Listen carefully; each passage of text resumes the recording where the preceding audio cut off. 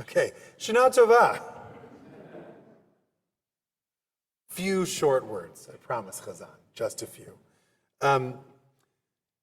In just a moment in Yizkor, we're going to pray that the memory of our loved ones is bound up in the bond of life. At funerals, when someone passes, we say, Yehei Zichra or Zichro Baruch. May their memory be a blessing. I've always wondered exactly what we mean by that. How is the memory of someone a blessing? In what ways can it bless us? Now, memories are powerful and strong. We know this. There are memories that we know in the moment are going to be impactful because of what's happening or how odd or how strange it was. When I was finishing college, a few friends of mine and I stayed with my grandmother about a year before she passed, and we were there for spring break. And my grandma one night came down and said, I have a problem. And the four of us looked up and said, oh, what can we do? And she said, I seem to have bought a lot of beer. And she sat down with us and we had a beer on the porch. And that was a moment I knew I would always remember the moment it was happening. And other things work on us in a more subtle way. And our memories can work on us for good and for bad. And we spoke about this earlier today. I mentioned Rav Kook. Rav Kook tells us that memories live inside of us. And those memories can push us to do good, or bad memories can roll around inside us, Rav Kook writes, and tear us apart. So, what's the answer to these bad memories? How can we stop them from tearing us apart? We have to put a good stamp, he says, on those bad memories.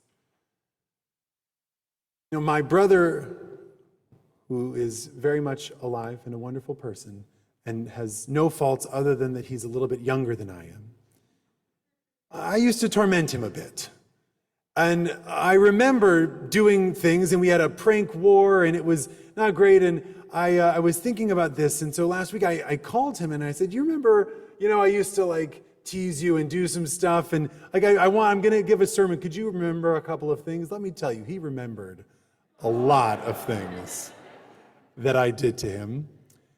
And in penance, I told him I would tell all of you that he is much smarter than I am and wins almost every time we play Trivia Pursuit.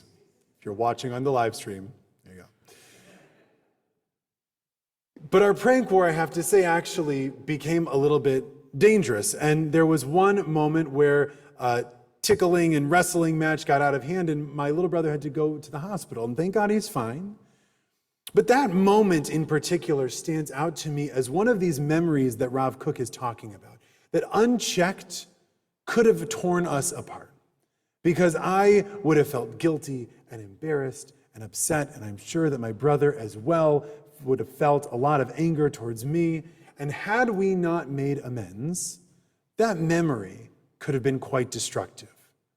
But I was a nicer person to him and looked out for him, and we've spoken about it. We're quite close now, and now the memories of the things we used to do are jokes between us that have brought us closer together and something that spurs us on to be connected. That's the good stamp that Rav Kook is talking about. But it's also not always possible. When we have negative memories of those who've passed, or when we did negative things to those who've passed, and that good stamp might seem like it's out of reach. And the rabbis actually in the Talmud have a remedy for this. They say that if you've wronged someone who has passed away, you're supposed to gather 10 people together and tell them what you did. My read of this is that the way that we keep a good stamp or put a good stamp is we tell the story. We tell the story of what happened, even if it's bad. And telling stories is something that we Jews do quite well, and it's something that we all do. It's also something, frankly, that has real benefits for us. There was a study 20 years ago, it doesn't matter, Marshall Duke, about children who were more or less resilient as they went through life's challenges. And this professor in Emory noticed that there was something about children who were more resilient and less, that they knew more about their families. And so he and a partner developed a test called the Do You Know test.